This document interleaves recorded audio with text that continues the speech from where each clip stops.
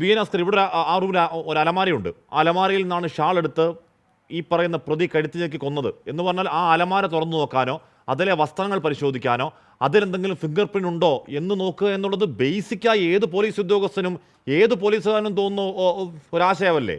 നോക്കണം തോന്നുന്നു, പ്രത്യേകിച്ച് ഇത്തരം ദൃക്സാക്ഷികളില്ലാത്ത കേസിൽ ഒന്നും നോക്കിയില്ല. ആ കേസിനെ എന്നേക്കുമായി ആരുടെ മണ്ണിൽ കുഴിച്ചു മൂടിയ പോലീസ് ഉദ്യോഗസ്ഥൻ ഇനി സർവീസിൽ തുടരാൻ അർഹനാണോ ശ്രീ ഹസ്കർ? ഹഷ്മി, ഞാൻ ഈ വിധിന്യായം കേട്ടപ്പോൾ സ്വാഭാവികമായും അതീവ രോക്ഷത്തോടെയും അതുപോലെ ഞെട്ടലോടും കൂടി തന്നെയാണ് ഇത് കേട്ടത്. അപ്പോൾ അങ്ങ് കരുതും നമ്മുടെ നീതിന്യായ സംവിധാനത്തിൻ്റെ അടിസ്ഥാന പ്രമാണം എന്ന് പറയുന്നത് 1000 കുറ്റവാളികൾ രക്ഷപ്പെട്ടാലും ഒരു നിരപരാധി പോലും ശിക്ഷിക്കപ്പെടരുത് എന്നുള്ളതാണ്. നാം രണ്ട് തരത്തിൽ ഇക്കാര്യത്തെ സമീപിക്കണം. ഇത് ലഭിച്ച തെളിവുകളുടെ അഭാവം കൊണ്ടൊരു പ്രതി രക്ഷപ്പെട്ടു പോയി അല്ലെങ്കിൽ കുറ്റവിമോചിതനായി എന്നുള്ളതാണ് ഒന്നാമത്തെ പ്രശ്നമെങ്കിൽ നമുക്ക് ആ രീതിയിൽ അതിനെ സമീപിക്കാം.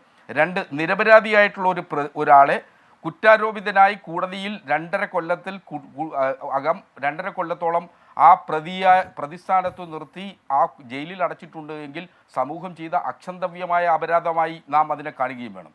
ഇവിടെ നമുക്കറിയാം, തെളിവ് നിയമത്തിന്റെ അടിസ്ഥാനത്തിലാണ് കോടതികൾ തെളിവുകളെ സംബന്ധിച്ച് സമീപിക്കുന്നത്. അദൃശ്യ ശക്തികൾ ഇറങ്ങി കുഞ്ഞിനെ പീഡിപ്പിച്ചു കൊന്നതല്ല. സാഹചര്യ തെളിവുകൾ ആകാശത്തു അദൃശ്യ ശക്തികൾ ഇറങ്ങി വന്ന് കുഞ്ഞിനെ പീഡിപ്പിച്ച് കൊന്നു കെട്ടിത്തൂക്കിയതല്ല.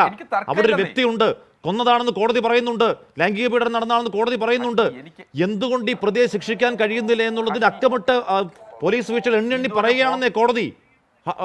ഹസ്കർ, അങ്ങ് അതിന്റെ 2 വശം പരിശോധിക്കല്ലേ ഈ രാത്രിയെങ്കിലും?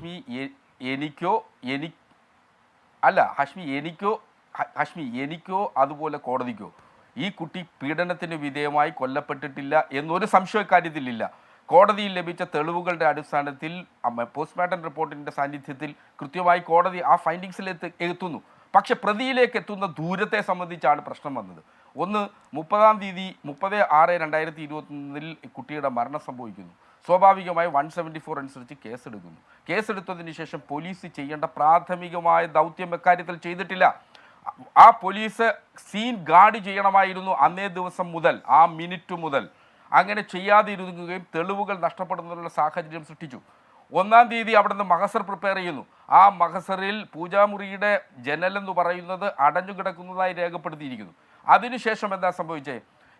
അതിലെ ഏറ്റവും സുപ്രധാന തെളിവാകേണ്ടിയിരുന്ന ബെഡ്ഷീറ്റ് അത് 3-ാം തീയതി കണ്ടെടുക്കുകയും ആ 3-ാം തീയതി കണ്ടെടുത്തത് പാക്ക് ചെയ്യുകയോ സീൽ ചെയ്യുകയോ ചെയ്യാതെ അന്വേഷണ ഉദ്യോഗസ്ഥൻ കയ്യിൽ വെച്ചിരിക്കുന്നു. 5-ാം തീയതി അറസ്റ്റ് ചെയ്യപ്പെട്ട പ്രതിയുടെ കുറ്റസമ്മത മൊഴിയുടെ അടിസ്ഥാനത്തിൽ അതിനുശേഷം ലഭിച്ചാൽ ഇന്ത്യയിലെ തെളിവ് നിയമത്തിൻ്റെയും അതുപോലെ ഇതുവരെ വന്നിട്ടുള്ള വിധികളുടെ അടിസ്ഥാനത്തിൽ tampering cannot be ruled out എന്നാണ് സെറ്റിൽഡ് പൊസിഷൻ.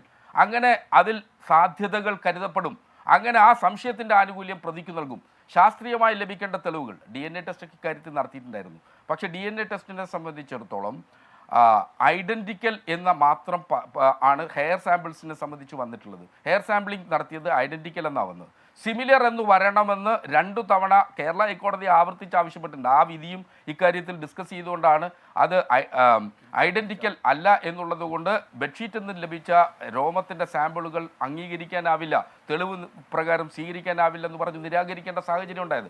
അതുമാത്രമല്ല, സ്പെർമോട്ടേസ അത് ബെഡ്ഷീറ്റിൽ നിന്ന് ലഭിച്ചിരുന്നു. പക്ഷേ അത് DNA സാമ്പിളിങ്ങിന് ആവശ്യമായ പര്യാപ്തമായത് അല്ല എന്നുള്ളതാണ് ഫോറൻസിക് ലാബിൽ കണ്ടെത്തിയിട്ടുള്ളത്. അപ്പോൾ ബേസിക്കായ വിരലടയാളം അടക്കം ബേസിക്കായ തെളിവുകൾ ശേഖരിക്കാതെ എന്ത് DNA ടെസ്റ്റിനെ പറഞ്ഞ അങ്ങനെയൊക്കെ എത്തും.